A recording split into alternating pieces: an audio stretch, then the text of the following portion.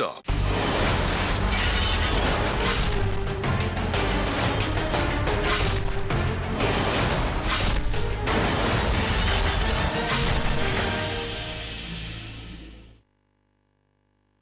To the point with Karan Thapar, powered by Odomos. Machharon se all-day protection.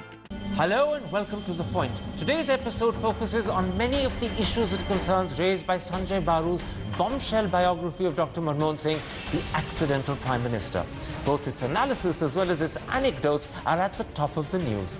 So tonight the key question we're asking is, has the book uncovered the dark hidden secrets of the Manmohan Singh Prime Ministership, or simply acknowledged a reality that many were reluctant to accept?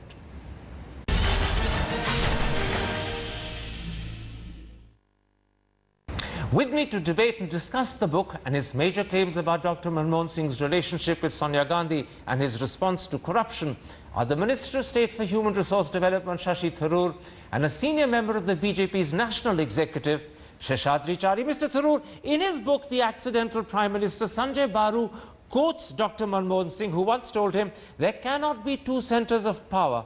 I have to accept that the party president is the centre of power."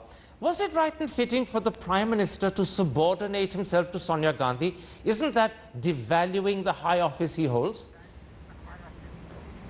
Well, look, I don't think there's any serious doubt on the part of anybody that the mandate given by the voters in 2004 was to the Congress party led by Sonia Gandhi and not to Dr. Manmohan Singh. Sonia Gandhi, having won the election, for reasons we all know, chose to entrust to Prime Minister Manmohan Singh the responsibility of running the government, which meant that there was no ambiguity in anybody's mind. Political power rested with Sonia Gandhi, President of the Congress Party, and governmental authority rested with the Prime Minister Manmohan Singh. And I think it was that successful division of labour, if you like, or division of authority that then continued through the 5 years, as Mr. Baru demonstrates time and time again. The Prime Minister was very much in charge of the government. Let me stop you there. Let me put that, some would say, controversial justification or explanation to Seshadri Chari. What you've heard, Mr. Chari, is that the mandate of 2004 was clearly for Sonia Gandhi, and in a sense she gifted the Prime Ministership to Dr. Manmohan Singh. So thereafter, if Dr. Manmohan Singh treats her as the real centre of power, all he's doing is to acknowledge a political reality. He's not devaluing the office, he's acknowledging a reality that she won the election. Do you accept that justification?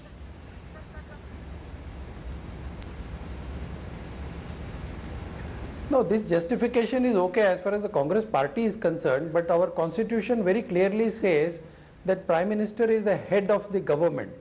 Prime Minister represents the Parliament, and as far as Parliament is concerned, Prime Minister is supreme. He is the CEO. He is the head of the government.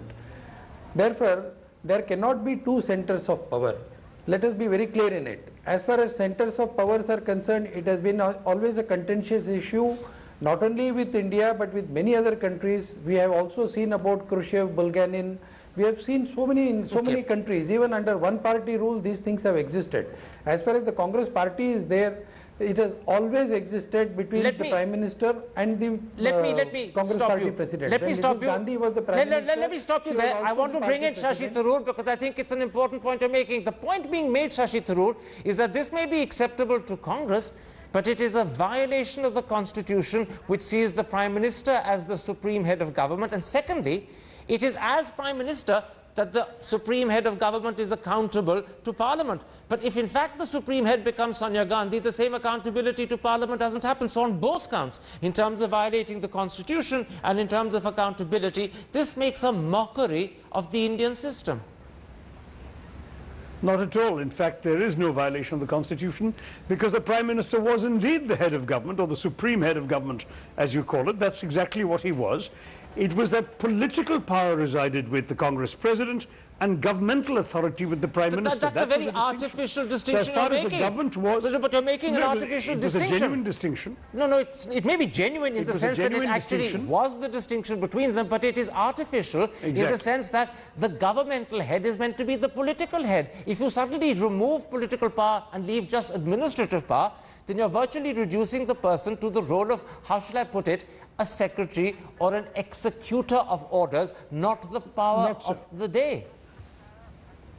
Not so. As Sanjay Baru's book reveals time and time again on a number of key sensitive issues relating to governmental decision making, the Prime Minister made his own decisions, and that was how it should be. Well, the forgive political me. authority, Can I the political role of the Congress President. Can I interrupt you there? Actually, Sanjay Baru's book reveals quite the opposite. It shows that, in fact, critical decisions were made for him by Sonia Gandhi. She, for instance, in 2009 offered the finance ministership to Pranab Mukherjee without consulting the Prime Minister. In 2004, she was ready to appoint Narayanan as NSA without consulting the PM. She even tried to appoint the PM's principal secretary, but the person she offered the job to didn't accept. And then there's the role Pulak Chatterjee played, where it's said that he used to seek her instructions on important files to be cleared by the PM.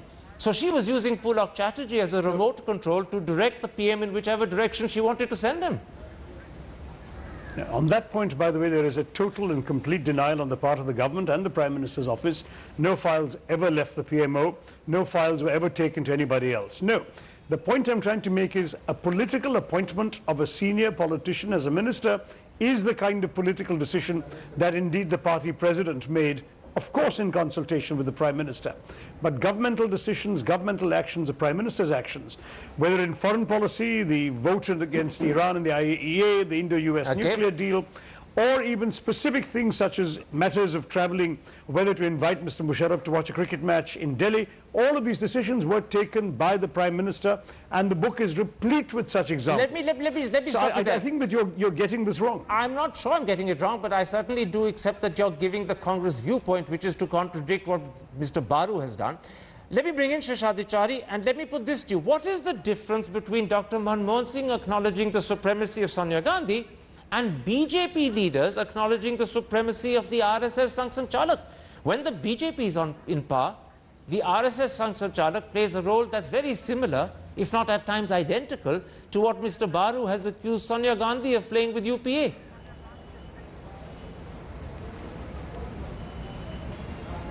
No, not at all. There is a world of difference between the relationship between the BJP and the RSS and the relationship between the Prime Minister Manmohan Singh and the Congress chief. The Congress party has always been supreme. Congress party has never made it ambiguous anywhere that who is the boss. Here Prime Minister Manmohan Singh himself accepts and agrees. Forgive me, can I interrupt? Mr. Chari, have you forgotten 1998 when the RSS Sangh Sanchalak would not allow Jaswant Singh and Pramod Mahajan to be appointed to cabinet? Have you forgotten how the RSS Sangh Sanchalak in public, not even in private, intervened and ensured that two people that Mr. Vajpayee wanted, Jaswant Singh and Pramod Mahajan, were not appointed? Karan,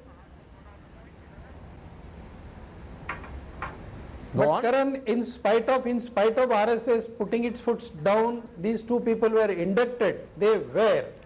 These are all differences of opinion. They may exist. Mr. But Chari, finally, it was they the were Prime Minister inducted a year or 6 months later, and not the RSS. Mr. Chari, they were not inducted when Mr. Vajpayee wanted. They were inducted much later. The issue is very clear. One went to the Planning Commission, the other had to come in as an advisor. Neither were in the cabinet. Either in the party or in the government.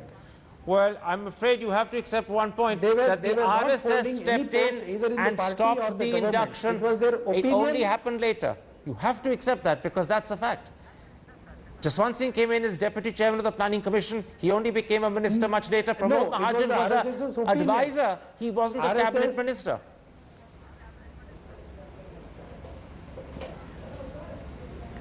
RSS advised the Prime Minister at that time, but it was not taken. Atal Bihari Vajpayee went ahead and did what he wanted to do. No, he didn't. I'm sorry, you're wrong. Atal Bihari Vajpayee had to accept and heed that advice. Very different from Jaswant Singh was not the first finance minister. It was Yashwant Sinha. Jaswant Singh came in as Deputy Chairman of the Planning Commission. It was much later that he became, in fact, External Affairs Minister. And equally, it is true that Pramod Mahajan was not a cabinet minister. He came in as an advisor to Mr. Vajpayee, a political advisor. Much later did he become a minister. So you're wrong when you say that advice was given and it wasn't heeded. Advice was given and it was obeyed.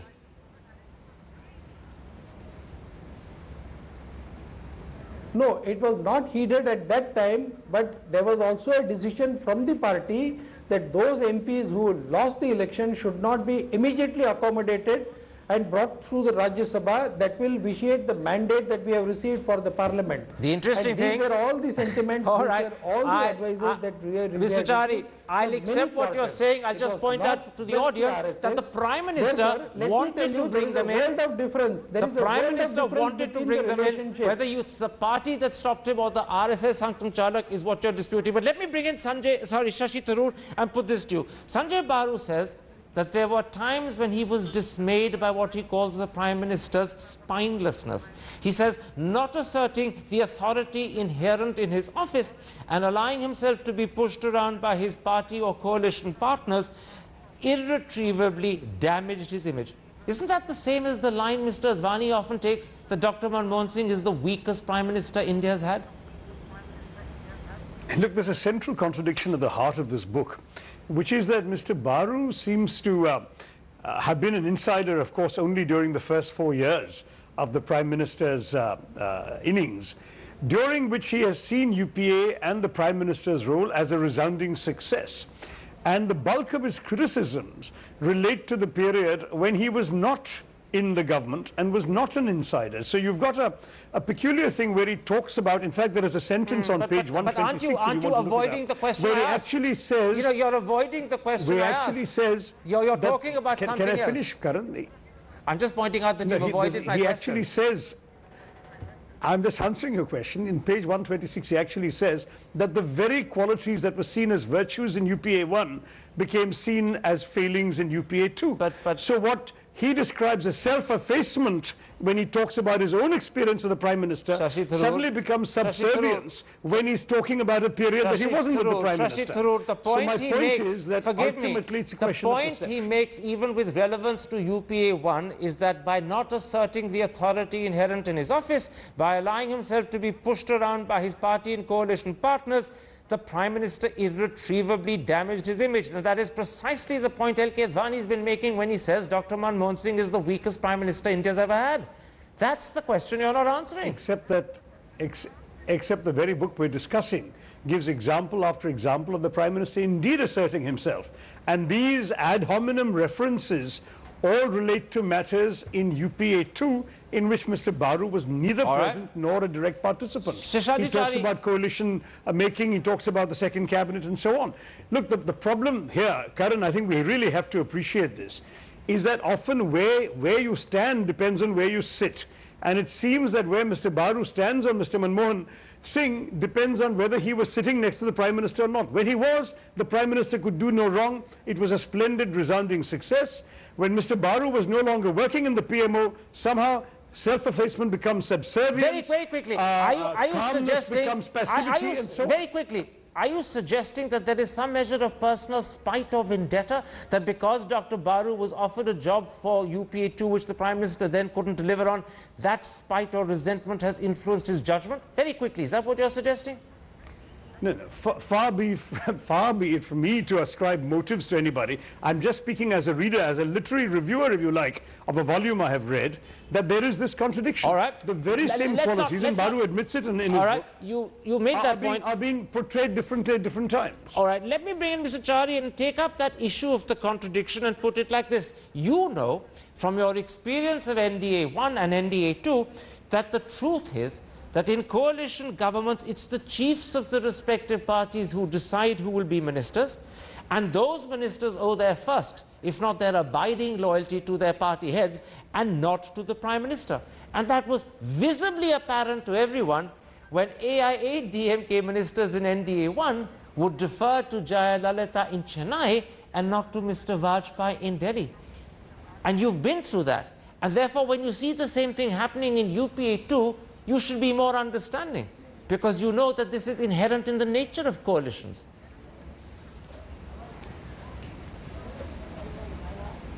No, it is understandable if these political parties, MPs of these political parties, speak to the head of their respective parties, and then we had a mechanism through which all the heads of these political parties, there were 22 parties with Vajpayee, and they were all put together, and there was a coordination team. So we tried our level best to run a coordinated team. Therefore, that was a very successful experiment under Vajpayee. Oh, But the forgive problem me, here forgive is me. not AIA, just DMK ADMK or MPs some used other to political defer to party. Jaya Lalita, and Mr. Look at Vajpayee it, was look at often it, look at- angry look about at one it. thing. Look at one thing. Go ahead. One, the Prime Minister can be upset, the Prime Minister can be angry, but ultimately the Prime Minister was able to put his foot down, carry forward whatever he wanted to do with all these parties. The Prime Minister was dealing with these parties. The party president was not dealing with these parties, remember. All right. But what is more important here is about the Congress chief ministers. You tell me, in these last 10 years, which Congress chief minister came and met the Prime Minister and told about his own state? They were Forgive all me, I'm going to meeting stop Mrs. you there. Sonia Gandhi. I'm going to They stop went you to there, tell Mr. Charlie. Mr. Charlie, I'm going to stop you there. They You didn't may well consult be the Prime right. Minister. You may well be right when you bring in chief ministers into the equation, but that's an equation that goes beyond the remit of this book. So let's not broaden the discussion. I want instead, Shashi Tharoor, to bring up a second devastating comment, some would say even indictment, in Sanjay Baru's book, which is his assessment of Dr. Manmohan Singh's response to the many corruption scandals that have overwhelmed his government. And this is what Sanjay Baru writes. Rather than calling him blind, I would say he sometimes chose to close his eyes. He averted his eyes from corruption. And what Sanjay Baru is clearly saying is that the Prime Minister could have acted earlier to either prevent corruption or tackle it, but consciously chose not to do so. That's a very peculiar concept of leadership. Look, first of all, again, Sanjay Baru says none of this happened in UPA 1, that he was unaware of any such thing happening in UPA 1, and therefore this is not the comment of an insider who actually saw Dr. Manmohan Singh deal with corruption. This is the comment of an outsider, an observer from outside, now recycling what is the sort of criticism that we've seen from many editors and journalists and commentators. An outside comment that is being inserted into a book to make it look like an inside You are observation. aware, I'm sorry, I don't find that. Just a moment. Have you forgotten that the scandals that vitiated UPA 2 all had their origin and genesis in UPA 1? The Commonwealth Games, 2G, Colgate, they all happened in UPA 1.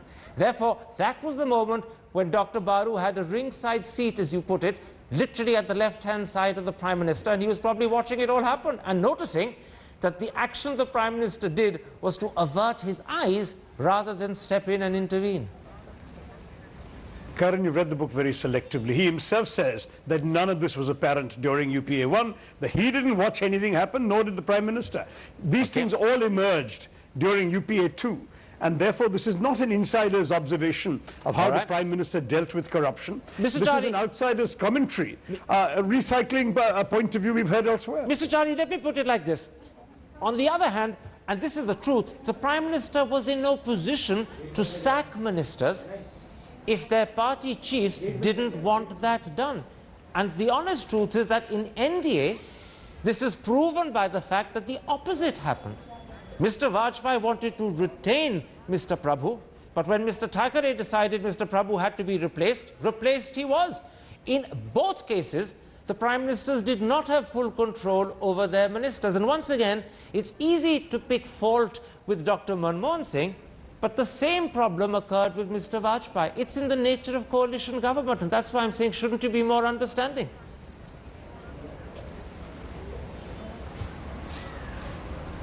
No, the question is not that of understanding. The question is about coalition political compulsions.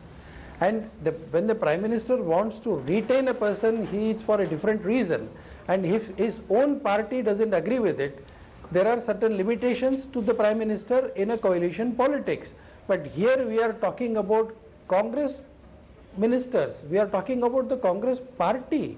If the government decides something and the Congress party decides something contrary we're talking about A. Raja. We're talking about A. Raja, someone the Prime Minister did not want. He attempted not to have him, but had to give in after 24 hours. And it's the exact opposite of what happened with Mr. Prabhu, but it proves the same point. In both instances, the Prime Ministers did not have the control to determine who was or wasn't in their cabinet.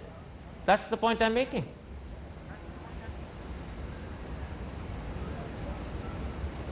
It is understandable, but here in this case, it was the Prime Minister who had left the choice to the Congress President. In the case of Mr. Vajpayee, he did not leave the choice to the President of the party. Me. The Raja case was not left to the Congress President, it was left to the DMK President, Karunanidhi. Gentlemen, I've got time for one last question to both of you to conclude this debate. Shashi Tharoor, Dr. Baru's conclusion, and he said this to our sister program, Nothing But the Truth, is that Dr. Manmohan Singh is the weakest full-term Prime Minister India has had. How do you respond to that? Well, I would say that people are entitled to their own judgments, but in the Prime Minister's own words, history will judge him far more kindly. I think he's presided over 10 years of extraordinary transformation in this country. The UPA has changed the lives of the majority of Indians, and Prime Minister Manmohan Singh has been at the head of the government that's done that. I think we will look back on these 10 years as 10 years of great accomplishment in the history of India. All right. Mr. Jani, the second conclusion, and it's as important as the first from Dr. Baru, is that after Nehru, Dr. Manmohan Singh was the only other Prime Minister against whom personally and against whose immediate family there wasn't a whisper of corruption. And sadly, that was not true of the NDA. I'm not going to embarrass you by raking up old stories, but you know precisely what I mean.